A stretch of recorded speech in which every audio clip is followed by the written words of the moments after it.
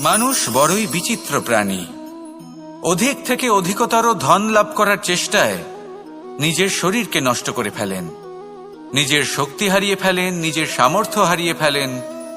আর যে ধন লাভ করেন সেটা কোথায় যায়? সেই শক্তি, সেই সামর্থ্যকে আবার ফিরে পাওয়ার জন্য।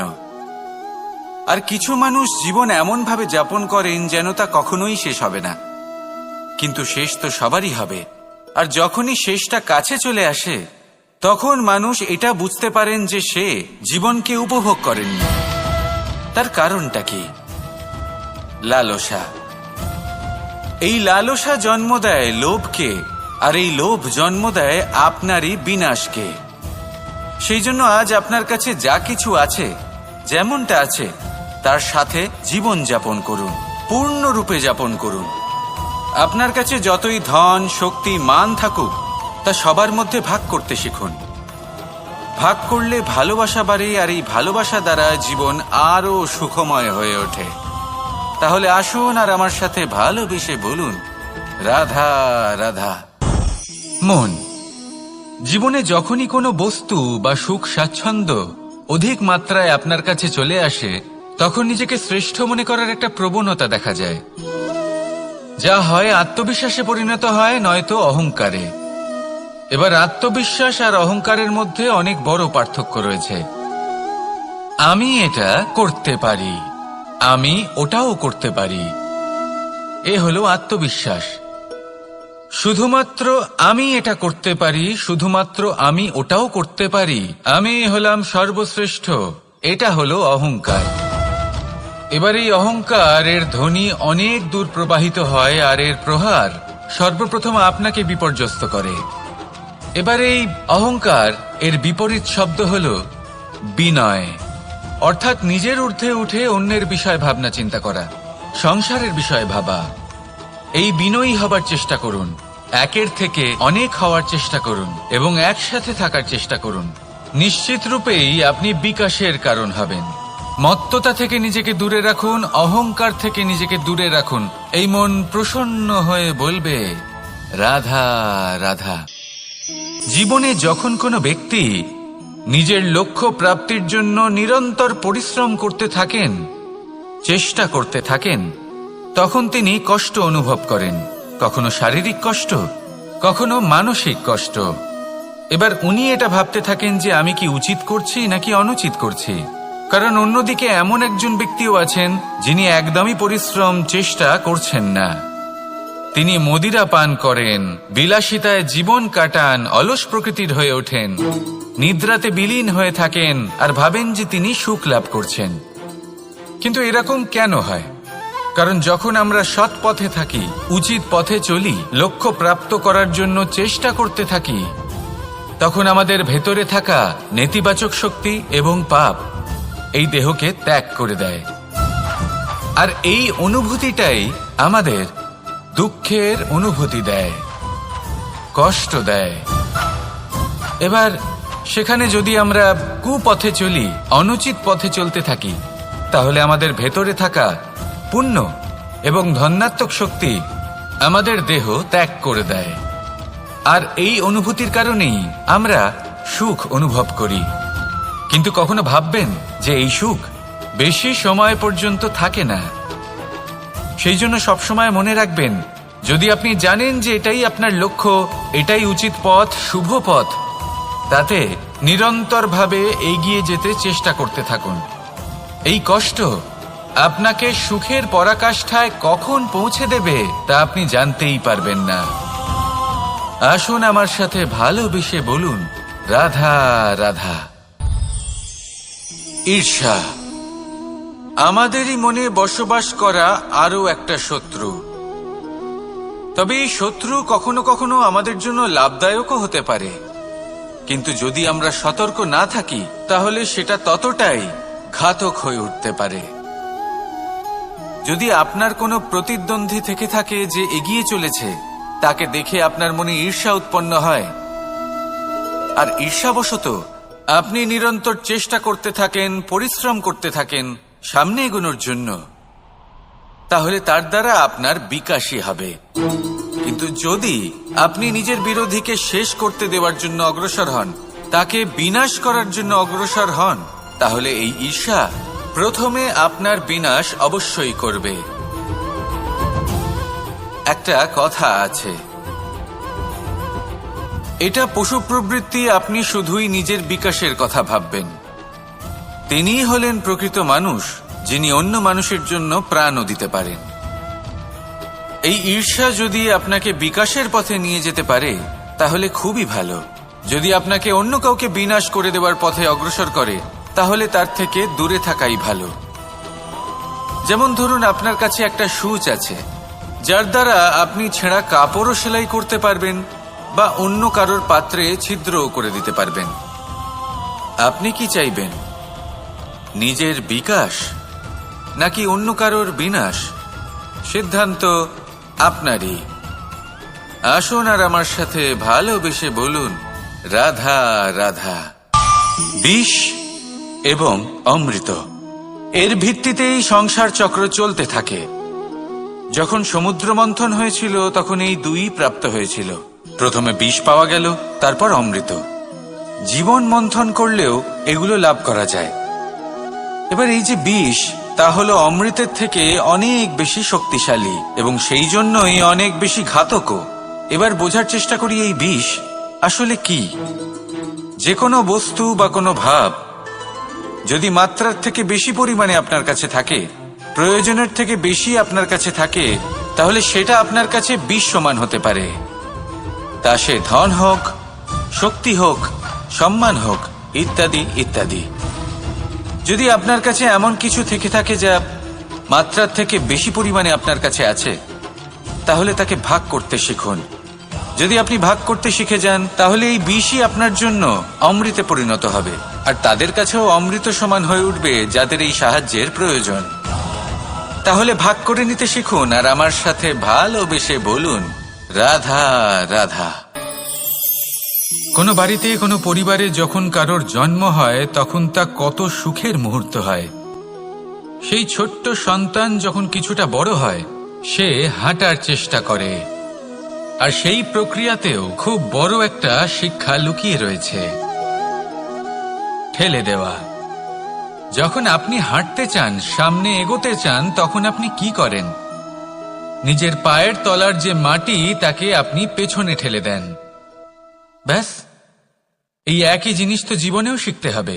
এবার যদি আপনি জ্ঞানের পথে অগ্রসর হতে চান তাহলে অজ্ঞানতাকে পেছনে সরিয়ে দিতে হবে। যদি আপনি প্রকাশের দিকে এগোতে চান তাহলে অন্ধকারকে পেছনে সরিয়ে দিতে হবে। যদি আপনি ভবিষ্যতে সফল হতে চান তাহলে অতীতের যে অসফলতাগুলিকে পেছনে সরিয়ে দিতে হবে। যে জল বইতে বইতে থেমে যায় তাকে আমরা নালা বলে থাকি, তার থেকে দুর্গন্ধ বের হয়। কিন্তু যে জল বইতেই থাকে তাকেই আমরা পবিত্র জল বলি। তাহলে আপনিও কর্ম করতে থাকুন, কখনো থামবেন না, আর আমার সাথে ভালোবেসে বলুন, রাধা রাধা। যোগাসন। যোগাসনে আসন অত্যন্ত গুরুত্বপূর্ণ। এবার আমি বলবো সবথেকে শ্রেষ্ঠ আসন কোনটি। আশ্বাস। নিজেকে আশ্বস্ত করতে থাকুন যে আমি আছি, সব ঠিক হবে, যা হচ্ছে ভালোর জন্য হচ্ছে। এই আশ্বাস আপনাকে জীবনে এমন ধনাত্মক বিশ্বাস দেবে যে আপনি বড় বড় সমস্যার সমাধান করতে পারবেন। এবার যদি কথা বলি সবথেকে কঠিন সময়ের, তাহলে সেটা হলো বিচ্ছেদের। যা মা সীতাকে সহ্য করতে হয়েছে শ্রীরামের জন্য, রাধা কৃষ্ণকেও সহ্য করতে হয়েছে। যে ব্যক্তি বিচ্ছেদের সময় সঠিক পথে চলে এসেছে সে জীবনে অনেক শ্রেষ্ঠ স্থানে অবশ্যই পৌঁছতে পারবে। এবার যদি কথা বলি সবথেকে জরুরি এবং গুরুত্বপূর্ণ সময়ের, তাহলে সেটা হলো সংযোগ। সকলকে সাহায্য করতে থাকুন। আপনি অন্যদের সাহায্য করে তাদের যত আনন্দ দিতে পারবেন ততটাই আনন্দ আপনারও জীবনে অবশ্যই আসবে। আসুন আর আমার সাথে ভালোবেসে বলুন, রাধা রাধা। কামবোধ। এটাই আপনার অন্তরের প্রথম শত্রু। বেশিরভাগ মানুষই কামবোধ বলতে লালসা বোঝেন, কিন্তু এটা সম্পূর্ণ সত্য নয়। কামের আসল অর্থ হল কামনা। এটা খুবই সহজ ব্যাপার। মনুষ্য শরীর থাকলে, মানুষের মন থাকলে এই কামনা অবশ্যই থাকবে। এবার এটাই দেখতে হবে যে এই কামনা নেতিবাচক কামনা নাকি ইতিবাচক কামনা।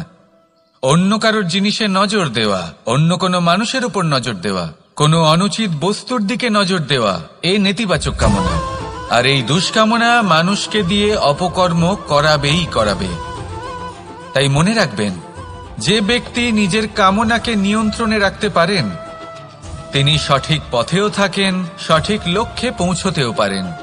যিনি কামনা নিয়ন্ত্রণে রাখতে পারেন না তিনি তার পথও হারিয়ে ফেলেন এবং লক্ষ্যচ্যুতও হন।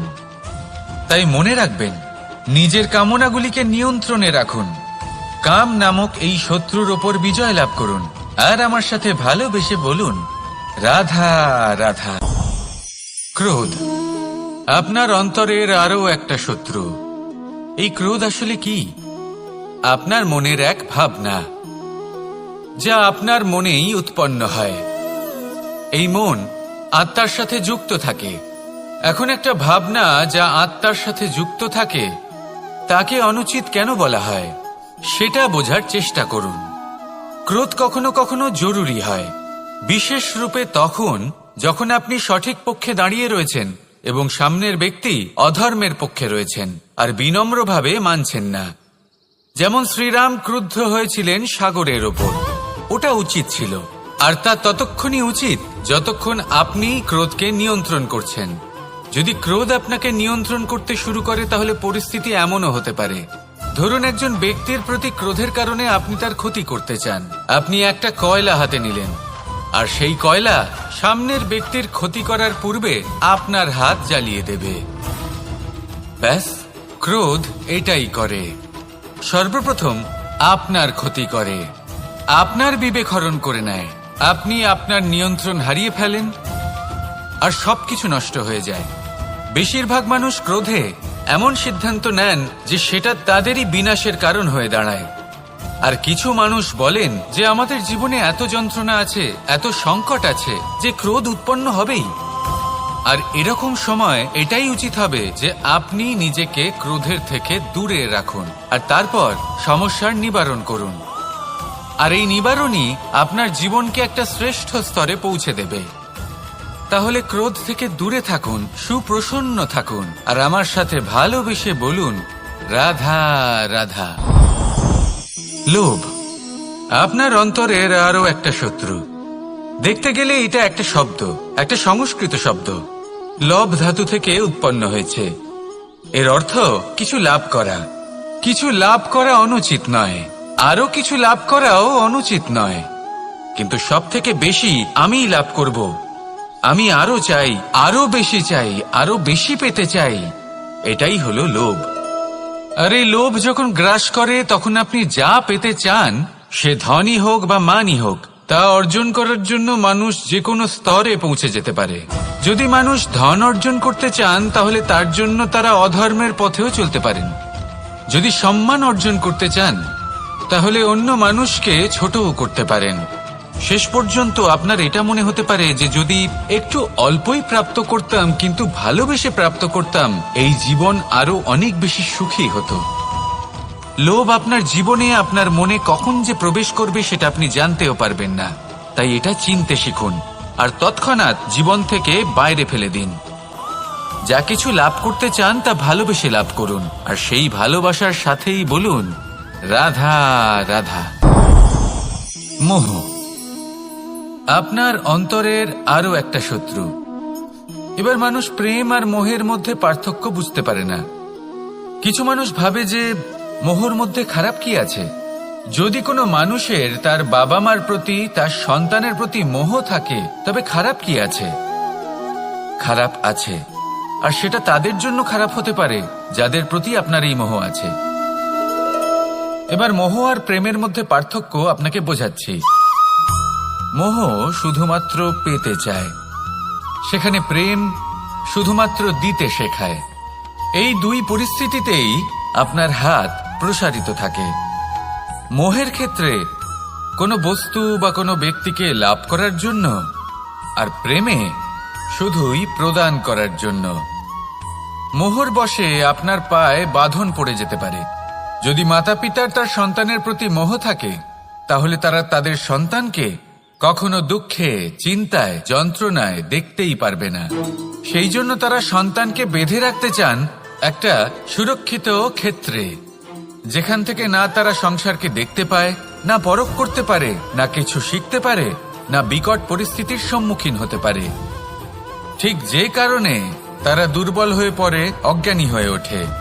তাদের বিকাশ সেখানেই স্তব্ধ হয়ে যায়, আর সেখানে প্রেম শুধুমাত্র বিকাশের পথে নিয়ে যায়।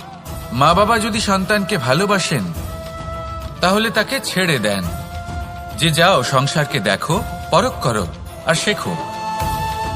কিভাবে এর সাথে লড়াই করতে হবে সেটা নিজে শেখো। নিজের শক্তি নিজেই বাড়িয়ে তোলো, নিজের পথ চয়ন করো। সেই জন্য এই মোহর শিকল ভেঙে ফেলুন আর প্রেমকে আপন করে নিন। আর এই প্রেম দ্বারাই বলুন, রাধা রাধা।